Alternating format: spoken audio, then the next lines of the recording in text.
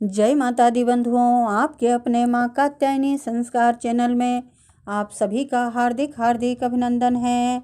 बंधुओं, आज पुनः आप सभी के मध्य श्री दुर्गा सप्तशती से 12वां अध्याय लेकर के उपस्थित हुई हूँ। 12वें अध्याय में देवी चरित्रों के पाठ का महात्म का वर्णन किया गया है। ध्यान। माँ भगवती का ध्यान कीजिए। मैं 3 नेत्रों वाली दुर्गा देवी का ध्यान करता हूँ। उनके श्री अंगों की प्रभा बिजली के समान है। वे सिंह के कंधे पर बैठी हुई भयंकर प्रतीत होती हैं। हाथों में तलवार और ढाल लिए अनेक कन्याएं उनकी सेवा में खड़ी हैं। वे अपने हाथों में चक्र, गदा, तलवार, ढाल, बाण, धनुष, पास और तर्जनी मुद्रा धारण किए हुए हैं। उनका स्वरूप अग्निमय है तथा वे माथे पर चंद्रमा का मुकुट धारण करती हैं। माँ के चरणों में पुष्प अर्पित कर माँ भगवती की कथा को श्रवण करें। देवी बोली, देवताओं, जो एकाग्रचित होकर प्रतिदिन इन स्तुतियों से मेरा स्तवन करेगा, उसकी सारी बाधाएं मैं निश्चय ही दूर कर दूंगी। जो मधुकैटभ का नाश, महिषासुर का वध तथा शुंभ निशुंभ के संहार के प्रसंग का पाठ करेंगे तथा अष्टमी, चतुर्दशी और नवमी को भी जो एकाग्रचित हो भक्ति पूर्वक मेरे उत्तम महात्म्य का श्रवण करेंगे, उन्हें कोई पाप नहीं छू सकेगा। उन पर पाप जनित आपत्तियां भी नहीं आएंगी।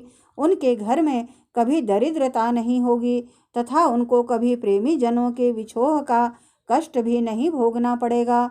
इतना ही नहीं, उन्हें शत्रु से, लुटेरों से, राजा से, शस्त्र से, अग्नि से तथा जल की राशि से भी कभी भय नहीं होगा। इसलिए सबको एकाग्रचित होकर भक्ति पूर्वक मेरे इस महात्म्य को सदा पढ़ना और सुनना चाहिए। यह परम कल्याणकारक है। मेरा महात्म्य महामारी जनत समस्त उपद्रव तथा आध्यात्मिक आदि तीनों प्रकार के उत्पातों को शांत करने वाला है। मेरे जिस मंदिर में प्रतिदिन विधि पूर्वक मेरे इस महात्म्य का पाठ किया जाता है, उस स्थान को मैं कभी नहीं छोड़ती। वहाँ सदा मेरा ही सानिध्य बना रहता है।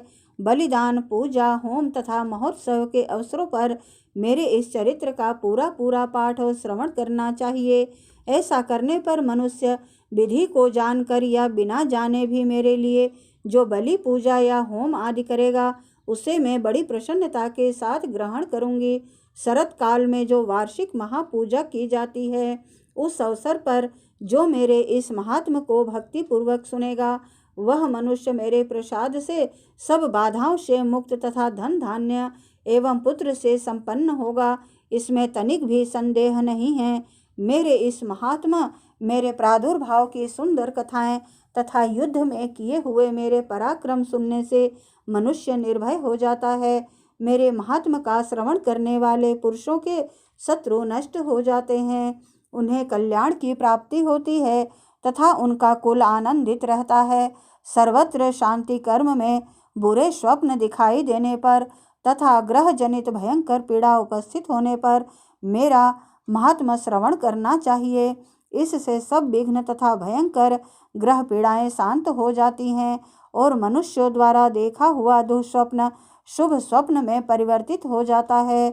बाल ग्रहों से आक्रांत हुए बालकों के लिए यह महात्मा शांतिकारक है तथा मनुष्यों के संगठन में फूट होने पर यह अच्छी प्रकार मित्रता कराने वाला होता है। यह महात्मा समस्त दुराचारियों के बल का नाश कराने वाला है। इसके पाठ मात्र से राक्षसों, भूतों और पिशाचों का नाश हो जाता है। मेरा यह सब महात्मा मेरे सामीप्य की प्राप्ति कराने वाला है।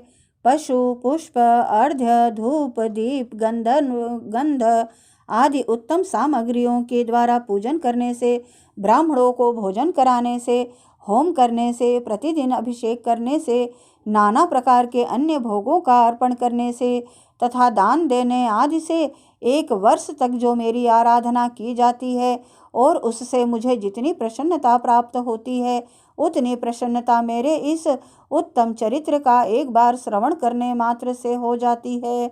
यह महात्मा श्रवण करने पर पापों को हर लेता है और आरोग्य प्रदान करता है। मेरे प्रादुर्भाव का कीर्तन समस्त भूतों से रक्षा करता है तथा मेरा युद्ध विषयक चरित्र दुष्ट दैत्यों का संहार करने वाला है। इसके श्रवण करने पर मनुष्यों को शत्रु का भय नहीं रहता। देवताओं, तुमने और महर्षियों ने जो मेरी स्तुतियाँ की हैं तथा ब्रह्मा जी ने जो स्तुतियाँ की हैं, वे सभी कल्याणमयी बुद्धि प्रदान करती हैं। वन में, सूने मार्ग में अथवा दवानल से घिर जाने पर, निर्जन स्थान में लुटेरों के दाव में पड़ जाने पर, या शत्रुओं से पकड़े जाने पर, अथवा जंगल में सिंह, व्याघ्र या जंगली हाथियों का पीछा करने पर, कुपित राजा के आदेश से वध या बंधन के स्थान में ले जाए जाने पर, अथवा महासागर में नाव पर बैठने के बाद भारी तूफान से नाव के डगमग होने पर, और अत्यंत भयंकर युद्ध में शस्त्रों का प्रहार होने पर, अथवा वेदना से पीड़ित होने पर, कि बहुना सभी भयानक बाधाओं के उपस्थित होने पर जो मेरे इस चरित्र का स्मरण करता है, वह मनुष्य संकट से मुक्त हो जाता है। मेरे प्रभाव से सिंह आदि हिंसक जंतु नष्ट हो जाते हैं तथा लुटेरे और शत्रु भी मेरे चरित्र का स्मरण करने वाले पुरुष से दूर भागते हैं। ऋषि कहते हैं, यूँ कहकर प्रचंड पराक्रम वाली भगवती चंडिका सब देवताओं के देखते देखते वहीं अंतर ध्यान हो गईं। फिर समस्त देवता भी शत्रुओं के मारे जाने से निर्भय हो पहले की ही भांति यज्ञ भाग का उपभोग करते हुए अपने अपने अधिकार का पालन करने लगे। संसार का विध्वंस करने वाले महाभयंकर अतुल पराक्रमी देव शत्रु तथा महाबली शुंभ निशुंभ के युद्ध में देवी द्वारा मारे जाने पर शेष दैत्य पाताल लोक में चले आए। राजन, इस प्रकार भगवती अंबिका देवी नित्य होती हुई भी पुनः पुनः प्रकट होकर जगत की रक्षा करती हैं। वे ही इस विश्व को मोहित करती हैं, वे ही जगत को जन्म देती हैं तथा वे ही प्रार्थना करने पर संतुष्ट हो विज्ञान एवं समृद्धि प्रदान करती हैं। राजन, महाप्रलय के समय महामारी का स्वरूप धारण करने वाली वे महाकाली ही इस समस्त ब्रह्मांड में व्याप्त हैं।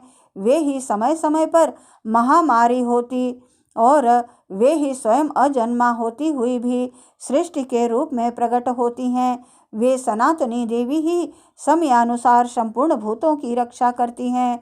मनुष्यों के अभ्युदय के समय वे ही घर में लक्ष्मी के रूप से स्थित हो उन्नति प्रदान करती हैं और वे ही अभाव के समय दरिद्रता बनकर विनाश का कारण होती हैं। पुष्प, धूप और गंध आदि से पूजन करके उनकी स्तुति करने पर वे धन, पुत्र, धार्मिक बुद्धि तथा उत्तम गति प्रदान करती हैं। इस प्रकार श्री मार्कंडेय पुराण में सर्वाणिक मनवंतर की कथा के अंतर्गत देवी महात्म्य में फल स्तुति नामक 12वां अध्याय पूर्ण हुआ। ओम तत्सत तत्सत तत्सत। बंधुओं, यदि मेरा यह प्रयास आपको अच्छा लगे तो प्लीज़ लाइक, शेयर व सब्सक्राइब अवश्य करें। धन्यवाद। जय माता दी बंधुओं।